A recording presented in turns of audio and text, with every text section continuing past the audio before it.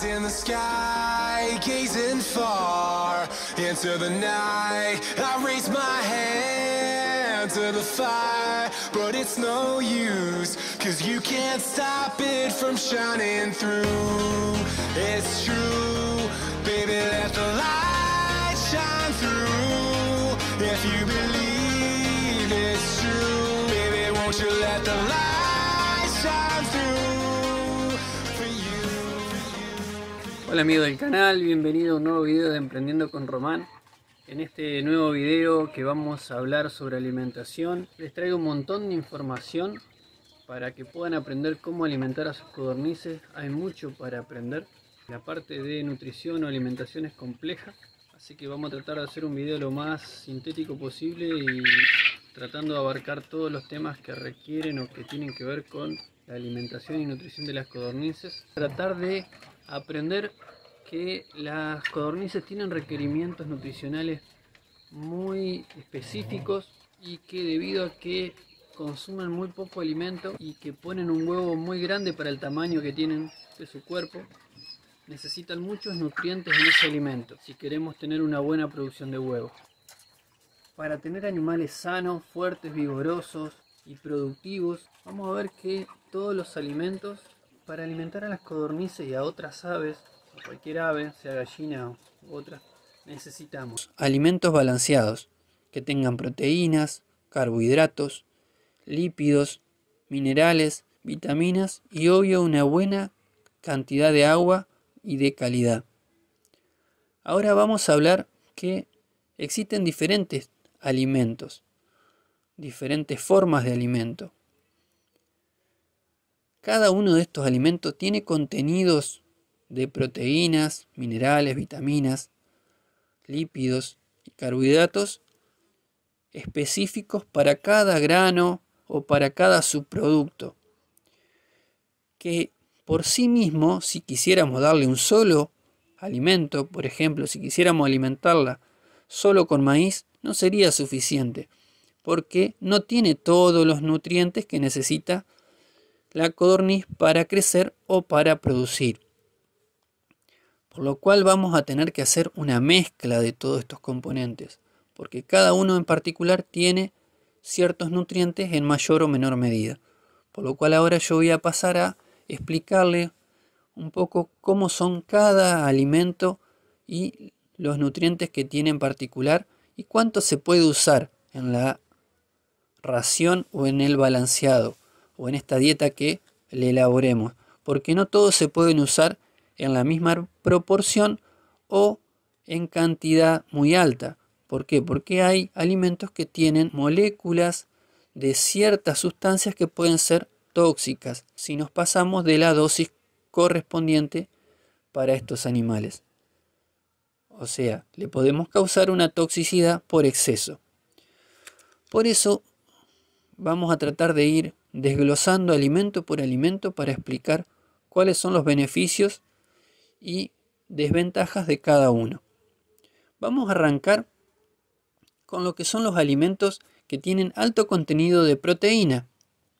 Por ejemplo, ahí vamos a encontrar todo lo que son las harinas de soja y de legumbres en general, habas, porotos, garbanzos, lentejas, lupino, son todas harinas. Estas harinas son muy buenas en cuanto a nivel de proteína, tienen un alto contenido de proteína. Pero las harinas en general de todas las legumbres, ya sea soja como las demás, no se pueden dar en una cantidad alta. Debemos darlo en una cantidad que no supere el 15 al 20% de la cantidad de alimento que le vamos a dar. ¿Por qué? Porque puede producir algunos trastornos, dañar el páncreas, hígado y producir algunas alteraciones en la parte de crecimiento y producción. Por lo cual yo recomiendo no usar más del 15 al 20% de estas harinas. Por ejemplo, el speller de soja es un subproducto de la industria aceitera de la soja, pero en este caso el speller de soja sí se puede dar a discreción. ¿Por qué? Porque en el proceso de extracción de aceite esa soja se calentó a una temperatura donde se desnaturalizaron las proteínas que producen los trastornos digestivos en las aves y en todos los monogástricos en general. Por lo cual, al desactivarse esa proteína y esas enzimas que tiene el grano de soja, podemos darlo en la proporción que nosotros quisiéramos darle. Podemos decir que el speller de soja es muy alto en proteínas, tiene también aceite o lípidos y también tiene un alto contenido de energía. Yo acá en el video les voy a hacer una tablita con los diferentes contenidos de proteína y energía que tienen algunos de todos estos alimentos que les voy a nombrar en el video. Tenemos también lo que es la harina de pescado, que también es muy alta en proteína, además aporta mucho calcio, fósforo y vitaminas, pero no se puede dar en más de un 15% del alimento que nosotros estamos elaborando. No podemos superar más del 15% también, porque puede producir úlceras, hemorragias digestivas y otros trastornos que son negativos para las aves. También podemos nombrar las harinas de carne, de hueso, que también son muy altas en proteína, en calcio, en fósforo, pero en este caso no se puede usar más del 10% de la ración o del balanceado que quisiéramos elaborar. Suelen ser productos difíciles de conseguir, suelen conseguirlo las industrias grandes, las grandes plantas de fabricación de alimentos, porque no están a uso del consumidor final o de la gente en general. Es una cuestión de sanidad y salubridad. Esto debido a muchas enfermedades que se han producido en el mundo con la alimentación de harinas de carne y de hueso, como el mal de la vaca loca. Se fue poniendo restricciones al uso de todos estos alimentos para evitar transmitir enfermedades y causar algún tipo de problema en la producción mundial. También podemos nombrar que existen las harinas de subproductos de los mataderos de aves, donde hay harinas de pluma, de patas y de todo lo que son los restos que quedan de esta industria. Se las suele usar en la elaboración de raciones de engorde, no tienen restricción, básicamente más para la parte de engorde. Son muy ricos en proteína, en minerales y en vitaminas. Eso tiene que ver entonces con lo que son los alimentos muy altos en proteínas. Vamos a hablar un poquito de los alimentos muy ricos en energía. Energía y también un poco de lípidos pueden tener, pero básicamente energía, carbohidratos o almidones. Ahí vamos a tener el número 1 de esto es el maíz. Dentro del maíz vamos a tener un montón de tipos de maíces diferentes. Siempre recomiendo buscar los maíces más colorados, más rojos, como por ejemplo los maíces cuarentín, que se usan mucho para la alimentación de gallos de riña o para palomas. Buscar los que son más colorados. Hay un cuarentín sangre de toro que es muy bueno también. Cuanto más colorado es el maíz, mejor para la parte de vitaminas y la formación de color, ya sea en toda la pigmentación que usa el animal para su cuerpo, como para el huevo y principalmente para la yema del huevo. Cuanto más colorado es el maíz, vamos a lograr tener yema de huevos más coloradas o menos amarilla. Podemos decir que el maíz entonces es muy rico en energía, contiene mucho almidón, contiene también una buena proporción de lípidos o grasas, que son los aceites, como el aceite de maíz, que se extrae del maíz. Es pobre en proteína, es muy rico en vitaminas por los betacarotenos que contiene, y para el caso de la codorniz es fundamental darlo quebrado o molido, porque por ser un animal, por ser un ave muy pequeña, no puede consumir el grano entero cuando el grano es grande, salvo, como les dije, el cuarentín, que es un grano pequeño, pero siempre igualmente es conveniente darlo molido, por lo mismo que le había nombrado en el video anterior, que tiene que ver con todo el pasaje de ese alimento por dentro del aparato digestivo, y como no tiene muelas ni dientes para romper, entonces le cuesta mucho triturar en el estómago los alimentos, por lo cual es fundamental dárselo molido de una manera que pueda absorberlo mejor. También tenemos lo que es los granos de cebada, que en cuanto a la energía son muy parecidos al maíz en cuanto al contenido. Se puede reemplazar al maíz tranquilamente. También es pobre en proteína y también en calcio y fósforo. No tiene limitaciones de uso. Bueno, el maíz tampoco tiene limitaciones de uso. También tenemos la avena, que también es muy parecida al maíz, a la cebada, pero tiene un poquito menos de energía. Tiene un poco más de lípidos y no se puede usar más del 15% en la dieta porque tiene mucha fibra y le podría causar algunos trastornos. Aparte de que es menos palatable también para el ave.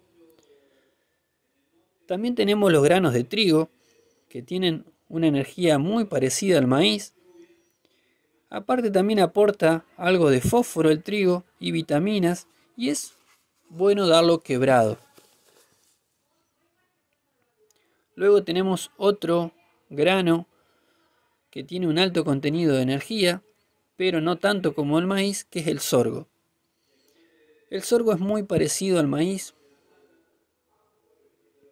en cuanto a que contiene almidón, pero contiene sustancias que son taninos y le dan un sabor amargo, que es fundamental evitar usarlo en gran cantidad. Por lo general se dice no usar más del 10% del contenido del balanceado o de la dieta que le estamos dando, por una cuestión de que son agentes antinutricionales los taninos y hasta bajan la digestibilidad del almidón que contiene el sorgo. Después también podemos encontrar otro alimento parecido al maíz, que es el arroz. El arroz tiene un contenido de energía muy parecido, muy similar al maíz. Es muy palatable, o le encanta a las aves, les gusta mucho el grano de arroz. No tiene límite de incorporación dentro de la ración que le estamos dando o la dieta que le estamos dando. Tiene un bajo contenido de minerales y vitaminas. Y se puede dar, o lo conveniente es darlo partido o quebrado también. Todo esto básicamente no es porque no lo pueda consumir el ave, tanto el arroz, el sorgo, el trigo, la avena, la cebada, no son granos que no pueda consumirlos directamente sin moler o sin quebrar. Pero el hecho de quebrarlo ayuda a toda la parte de la digestión de ese alimento y a mejorar la eficiencia para básicamente producir mejor. También tenemos otros subproductos, por ejemplo el afrechillo de trigo, también lo llaman harinilla. Es muy similar a la avena en energía, con un buen contenido o aporte de proteínas y no tiene límite en la incorporación, o sea que podemos dar todo lo que quisiéramos. Tenemos también lo que se llama harinilla o afrecho o pulido de arroz. Muchas veces viene todo junto, es una mezcla entre afrecho, quebrado, pulido de arroz. Aporta muy buena cantidad de proteínas y energía, como en el caso del afrechillo de trigo, es muy similar, pero no se debe usar más del 10% de la ración. O sea que lo que es el afrecho de arroz, no usar más del 10% de la dieta que estamos formulando. También vamos a tener otro tipo de subproductos que, según el lugar donde estemos, el país y la zona, hay muchos subproductos que son característicos de determinada zona en función de lo que producen en ese lugar en particular, porque van a ver que muchas veces es difícil conseguir estos elementos o estos granos o estos alimentos por la zona en la que viven. Pueden encontrar melaza de remolacha, por ejemplo, aporta mucha energía, pero no se puede usar más de un 5% porque es laxante, produce algunas complicaciones. Podemos también encontrar afrecho de maravilla. Es muy rico en proteína, bajo en energía. No hay límite en la incorporación de la ración, o sea que se puede usar lo que uno quiera. También podemos encontrar afrecho de canola o raps. Es muy alto en proteína, pero contiene algunas sustancias tóxicas que baja la postura, por lo que no se puede usar más del 7% en la ración. Podemos también conseguir afrecho de linaza. Es muy similar al afrecho de la canola, pero también produce un efecto laxante como el de la remolacha, por lo cual no se puede usar más del 5%. Y así vamos a encontrar un montón de subproductos que habrá que investigar en función de qué subproducto es para poder usarlo. No se puede tampoco usar cualquier subproducto en cualquier proporción, como les fui nombrando acá en este video. Cada subproducto de una industria puede causar algún problema o no, por lo cual eso hay que investigar en función de la bibliografía que uno tenga de ese subproducto. También podemos tener los animales a pasto o darle algún tipo de forraje verde, por ejemplo, hojas de tréboles o de alfalfa, o tenerlos a pasto con algún tipo de jaula que permita tener los animales en el patio de la casa de uno y que se alimenten también con pasto. El forraje verde en general es muy alto en proteínas, minerales, vitaminas. No hay una restricción, o sea que uno le puede dar todo lo que quieran. Obviamente que las aves, como nosotros, todos los monogástricos en general, no pueden digerir o procesar la celulosa, que es la principal fuente que tienen todos los forrajes, tienen mucha celulosa. No tenemos las enzimas para degradar la celulosa, por lo cual ese azúcar, porque la celulosa es un azúcar, no la podemos absorber. O sea que la codorniz en este caso no puede absorber la energía que está en la celulosa. Sí puede tomar todos los nutrientes, vitaminas, minerales, proteínas, lípidos que tenga ese forraje que le estamos dando, pero obviamente que si lo mantenemos solo con forraje verde no vamos a lograr el nivel productivo que podríamos lograr balanceando bien la dieta. Siempre acuérdense que para tener el máximo poder, para obtener la máxima producción de las codornices debemos balancear muy bien la dieta con todos los nutrientes y con todos los alimentos para que esa producción sea mucho mejor. Luego tenemos, algunos componentes que van en la dieta y que lo que hacemos es aportarle en mayor cantidad. Por ejemplo, la conchilla que se llama, o cáscara de huevo molido, que básicamente lo que provee es calcio. O sea que podemos conseguir diferentes formas de calcio para aportarle en ese alimento. ¿Por qué? Porque, por ejemplo, la codorniz que está en postura necesita mucho calcio, por lo cual tenemos que aportarle una buena cantidad de calcio diariamente para que produzca una cáscara más dura, más firme, un huevo que va a poder estar más tiempo a la intemperie sin producirse ninguna alteración adentro de su contenido. También es común, o se puede decir que es bueno, aportarle sal, lo que es la sal común, la sal de mesa, porque la sal aporta cloro y sodio, que también sirve para muchas funciones a nivel celular, como para que la codorniz también esté mucho mejor y pueda producir mejor. Por lo general se ponen de sal común 5 gramos por kilo de alimento, o sea, una proporción del 0,5%. En el caso de la conchilla, por ejemplo, se usa alrededor de un 5%, entre un 3 y un 5%. Y también en el caso del fosfato, también se usa alrededor del 3 al 5%. Como pudimos ver en este video, todos los alimentos tienen diferentes proporciones que se pueden usar. Algunos se pueden usar sin límite y otras en mucho menos cantidad y con ciertos límites para evitar su toxicidad.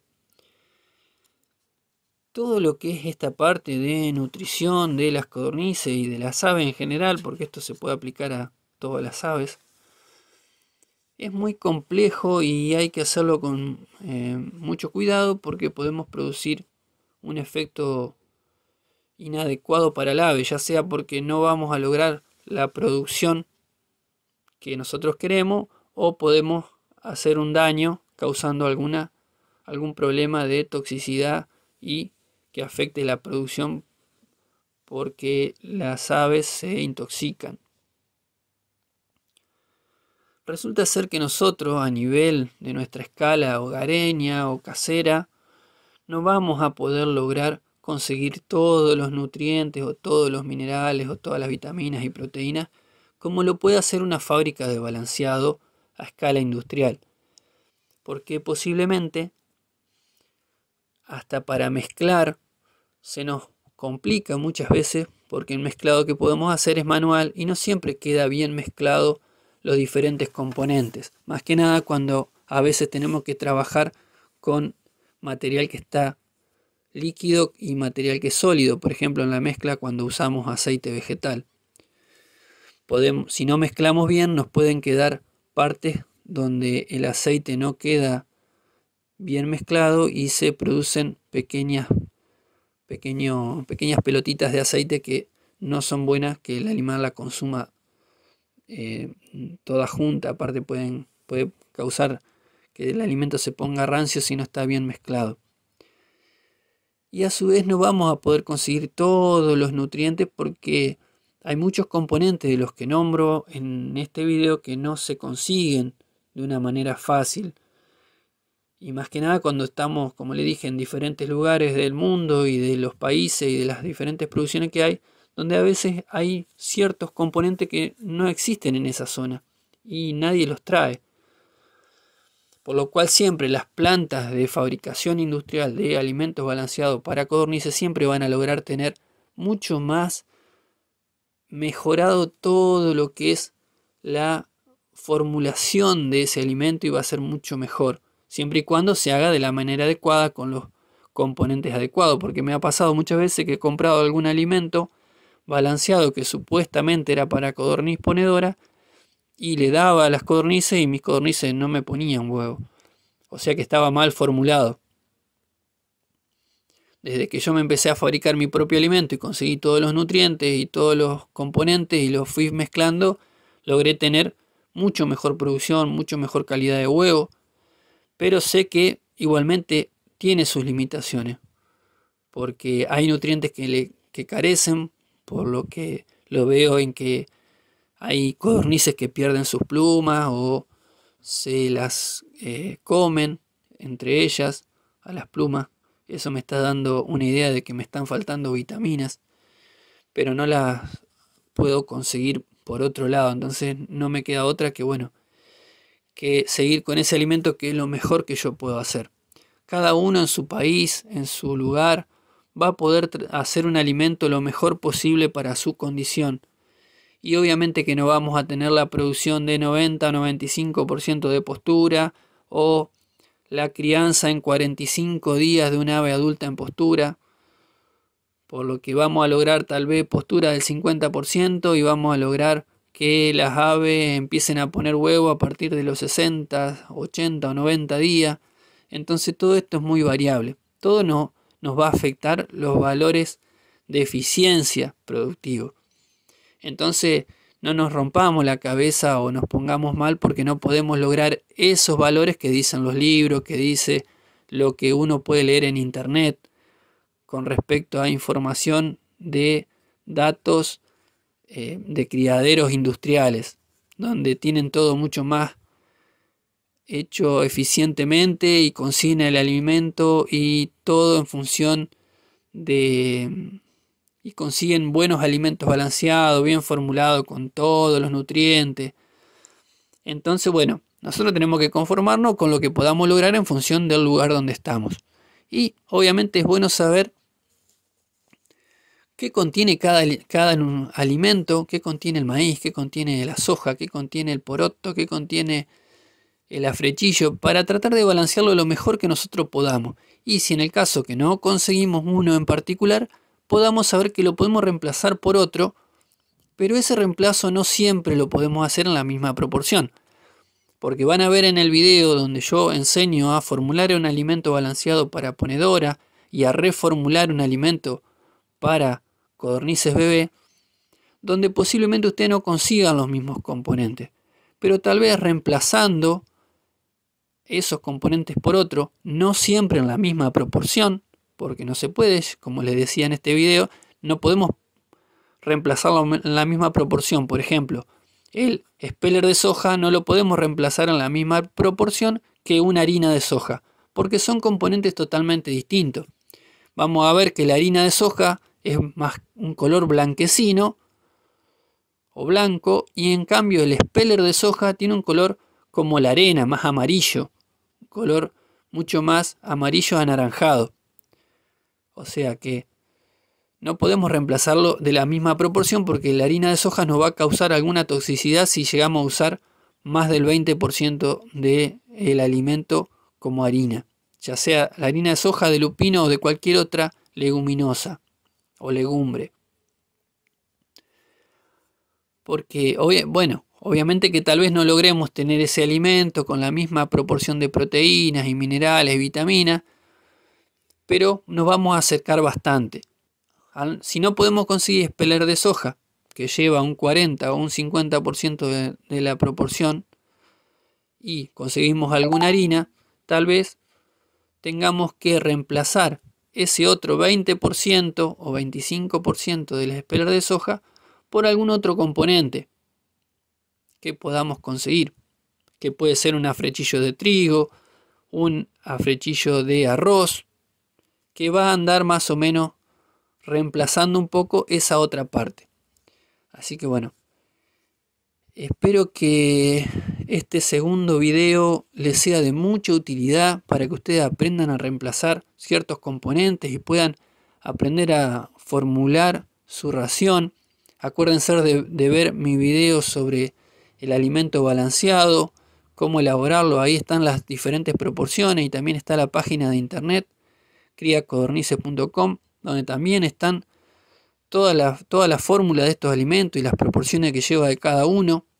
Ahí habla de porcentaje de proteína, energía y las diferentes proporciones que lleva cada alimento. Y bueno, en todo caso ustedes con esa información pueden, si no consiguen los mismos alimentos, pueden reemplazarlo en función de cada uno y de las limitaciones que yo les nombro en este video.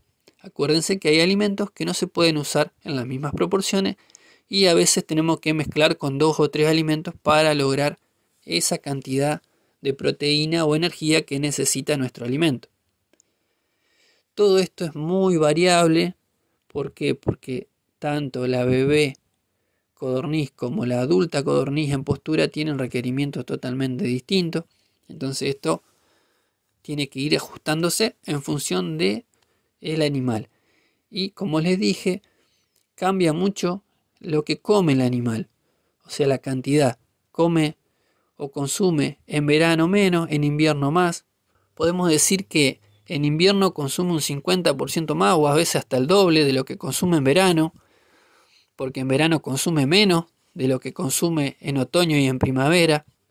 Todo esto se ajusta y se regula día a día, porque vamos a tener días de verano frescos y días de invierno caluroso, y obviamente que en primavera y otoño también vamos a tener días frescos, días más calurosos. Tal vez la cantidad de alimento que consuma en esas dos estaciones es más parecido a lo que dicen los libros. Después vamos a ver que en invierno y en verano los valores de consumo de las codornices cambian muchísimo con respecto a lo que dicen los libros. Vamos a ver que cuando le demos el alimento a la mañana, para la tarde no van a tener nada y le vamos a llenar el comedero de vuelta y se lo van a comer todo para la noche. Eso va a ser en invierno. Y en verano vamos a ver que le llenamos el comedero a la mañana y vamos a ir a la tarde a darle, y todavía van a tener alimento y apenas vamos a repasar alguno que otro, y posiblemente hasta el otro día no le demos de vuelta porque no hayan consumido mucho, porque que la temperatura es muy alta y el animal no consume tanto alimento y toma agua. Así que bueno, esto es todo muy variable, no siempre. Casualmente por eso hice este video hablando de la nutrición y alimentación en las codornices, porque los libros no son exactos en cuanto a lo que podemos nosotros en nuestra casa o en nuestras codornices caseras consuman, porque están hechos en base a datos en criaderos grandes donde está todo estandarizado, entonces se manejan todas las variables ambientales de las codornices y el animal está mucho más equilibrado durante todo el año, por lo cual la alimentación es casi pareja durante todo el año, más allá de que también tienen sus variaciones seguramente tanto en invierno y en verano, porque obviamente el clima externo va a afectar de una u otra manera. Pero bueno, este video es muy interesante porque les va a dar un montón de datos interesantes, datos importantes para sus codornices, para su criadero en su casa, que difiere mucho de lo que dicen los libros, como les vuelvo a decir. Y la idea es llevarle más información para que ustedes aprendan más, puedan hacer esta cría de codornices en su casa, puedan aprender y puedan llevarlo adelante con facilidad y tengan mejor los animales. Así que bueno, espero que les guste, denle like, suscríbanse y muchas gracias a todos y nos vemos en el próximo video. Chau chau. Eyes in the sky, gazing far.